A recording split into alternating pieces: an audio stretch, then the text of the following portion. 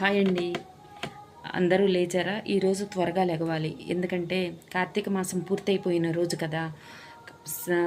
పోలేమ్మని స్వర్గానికి పంపించాలి కదా. నేనైతే ఇంట్లో శివయ్య దగ్గర దీపాలు పెట్టుకొని, తులసికోట దగ్గర దీపాలు పెట్టుకొని, పోలేమ్మ తల్లికి చీర జాకెట్టు పసుపు కుంకుమ సమర్పించుకొని ఆ తల్లిని ఆ శివయ్య చేతులకు అప్పగించాను. తల్లి సంతోషంగా స్వర్గానికి వెళ్ళు అని ఆ శివయ్య ఆ తల్లిని స్వర్గానికి తీసుకువెళ్ళారు. ఈ కార్తీక మాసం నెల మొత్తం నేను చేసిన పూజ కానీ దీపాలు కానీ నా పితృదేవతలకు వెలుగును చూపించాలన్న సంకల్పంతోనే చేశాను. ఏదైనా ఒక్కొక్క పూజ ఒక్కొక్క సంకల్పం ఉంటుంది. శివరాత్రి రోజు మనం తప్పకుండా మన పెద్దవాళ్ళకి బియ్యం ఇవ్వటానికి వెళ్తాం కదా, కంపల్సరిగా వెళ్ళాలి. ఎందుకంటే వాళ్ళు మన కోసం ఎదురు చూస్తారు.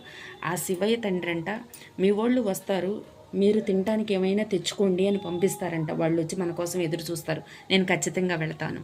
అలాగే ప్రతి పూజకు